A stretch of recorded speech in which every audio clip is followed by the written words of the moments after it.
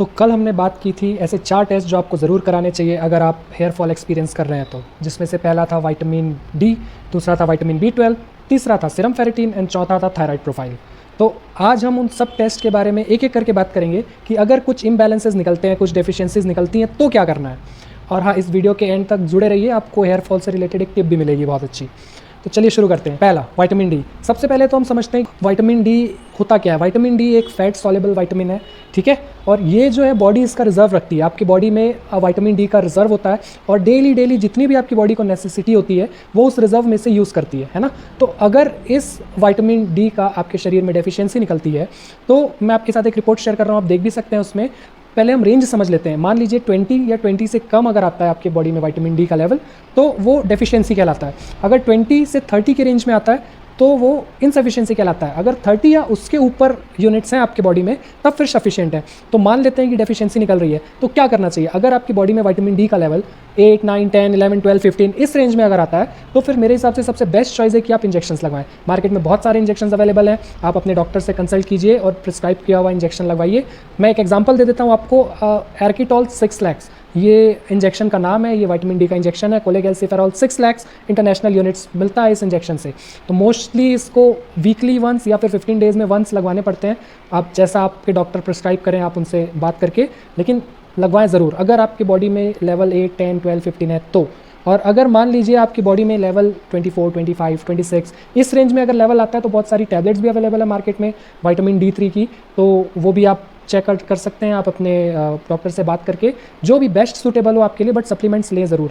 और ये vitamin D आप मोर और लेस आपको सप्लीमेंट्स ही लेना पड़ेगा, किसी और तरीके से आप फुलफिल नहीं कर सकते हैं। तो ये साल, 1.5 साल, 2 साल में आप ज़रूर से विटामिन डी लेवल्स चेक कराएं अपनी बॉडी के, और अगर डेफिशिएंसी निकलती है तो उसके अकॉर्डिंगली आप जो है उसको सप्लीमेंट्स लें। दूसरा, विटामिन B12। विटामिन B12 जो है ये विटामिन डी की तरह फैट सॉल्युबल विटामिन नहीं है, ये वाटर सॉल्युबल विटामिन है। इसकी रिजर्व होता तो ज़रूर है बॉडी में, बट इसकी नीड डेली पड़ती है बॉडी को, रेगुलर इनटेक अच्छा होना चाहिए। क्योंकि ये जो विटामिन है ये वाटर सॉल्युबल होने की वजह से बहुत सारी मात्राओं में यूरिन के थ्रू और मतलब बॉडी से बाहर निकल जाता है ना। तो इसकी अगर कमी आती है, जैसे कि आप रेंज देखते हैं 211 से लेकर 911 के रेंज जो है इस बीच अगर है तब तो मान के चलिए कि सफिशिएंट है आपकी बॉडी में। लेकिन आप ये सोचिए कि 200 से लेकर 900 हो सकता था, तो अगर 200, 220, 250 है तो भी कितना कम है, होने को 400, 500, 600 भी हो सकता था। बट अगर आपकी बॉडी में इसकी कमी रहती है 100, 150, 200 इस रेंज में आता है तो सबसे बेस्ट एडवाइस यही है कि आपको इंजेक्शन ही लगवाने चाहिए। इंट्रामस्कुलर इंजेक्शन लगते हैं। एक एग्जांपल के तौर पे मैं आपको बता देता हूँ, वाल्कोबॉल 2500 mcg का इंजेक्शन आता है, और भी बहुत सारे इंजेक्शन है मार्केट में, जो आपके डॉक्टर सजेस्ट करें आप वो लगवा सकते हैं। जैसा डोजेज सजेस्ट करें आप लगवाएं, बट सप्लीमेंट्स लें ज़रूर। और विटामिन डी के फुलफिलमेंट के लिए रेगुलर कौन से फूड आपको ऐड करने चाहिए डाइट में, ये तो आप नेट में सर्च करेंगे तो आपको बहुत मिल जाएंगे, तो वो मेरे को बताने की ज़रूरत नहीं है। मेरा मकसद ये था कि अगर डेफिशिएंसी निकलती है तो क्या करना चाहिए ये बताना। तीसरा, सीरम फेरिटिन। अगर सीरम फेरिटिन के लेवल्स में कमी निकलती है आपकी बॉडी में, इसका सीधा मतलब आप ये समझिए कि आपकी बॉडी का जो आयरन रिजर्व है उसमें कमी आ रही है ना। आप रेंज देख सकते हैं, मैं एक रिपोर्ट आपके साथ शेयर करता हूँ, और इस रेंज जो है ये मेल और फीमेल के लिए थोड़ा सा डिफरेंस हो सकता है ना। तो अगर आपकी बॉडी में डेफिशिएंसी निकलती है, रेंज अगर आप देखें तो सीरम फेरिटिन का रेंज मेल्स के लिए 22 to 322 नैनोग्राम्स पर ml है, वुमेन के लिए 10 to 291 नैनोग्राम्स पर ml है। तो अगर 10 से कम है फीमेल्स में, 22 से कम मेल्स में है ना, ये अगर रेंज है आपके सीरम फेरिटिन का, तो सोचिए आयरन रिजर्व कितना कम है।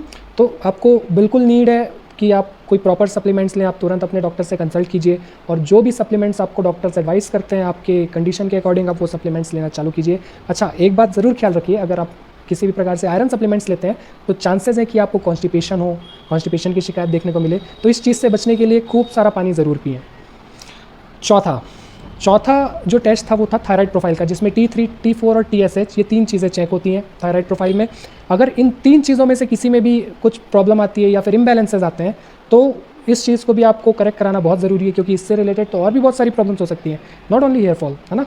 तो अगर थायराइड में किसी भी प्रकार के इम्बैलेंसेस निकलते हैं, मान लीजिए TSH का लेवल आपको बढ़ा हुआ दिखता है, हाइपोथायराइडिज्म की तरफ जाता हुआ दिखता है, तो अब इसके दोनों तरफ कई सारे इलाज हो सकते हैं। एलोपैथी में भी इलाज है, होम्योपैथी में भी इलाज है। बट अगर एलोपैथी में आप इलाज चालू करते हैं तो आपको एक टैबलेट, चाहे वो कितने भी mcgs की हो, 25 हो, 50 हो, 75 हो, 100 हो, थायरॉक्सिन की, आपको लाइफ टाइम खाना पड़ेगा। ये ठीक हो के आपकी मेडिसिन बंद हो जाए ऐसा नहीं होने वाला, आपको एक मेडिसिन सुबह लाइफ टाइम खाना ही पड़ेगा। लेकिन अगर आप होम्यो में इस चीज़ की ट्रीटमेंट कराते हैं तो कंडीशन को देखते हुए साल 2 साल के अंदर अंदर ये चीज़ कवर होकर मेडिसिन बंद भी हो जाती हैं। तो आप इसमें भी एक बार ज़रूर कंसल्ट कर सकते हैं। अच्छा, अब ये तो बात रही चारों टेस्ट की, है ना। तो एक जो टिप थी हेयर फॉल के लिए, तो वो ये टिप है कि अगर आप हेयर फॉल एक्सपीरियंस कर रहे हैं किसी भी प्रकार से, तो एक चीज़ ख्याल रखें, आप बार बार अपना शैम्पू और अपना तेल चेंज ना करें।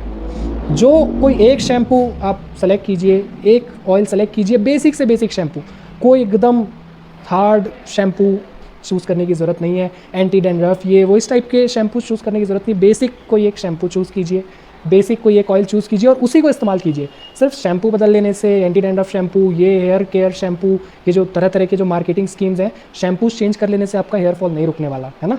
बचपन से आप देखें, कॉलेज वॉलेज, जब तक आपको दिमाग नहीं आ गया इधर उधर दुनिया भर के शैम्पूज़ और ऑयल से एक्सपेरिमेंट करने का, उसके पहले जब तक घर में आपको जो ला के दे दिया जाता था, कोई एक तेल या कोई एक बेसिक सा शैम्पू, वही इस्तेमाल करते करते जो आप बड़े हुए, तब आपने कभी हेयर फॉल नहीं देखा होगा। जब से एक्सपेरिमेंट्स चालू हुए हैं आप लोगों के, तभी से ही हेयर फॉल आपको दिखना चालू हुआ होगा, है ना। तो ये चीज़ ख्याल रखिए। Thank you.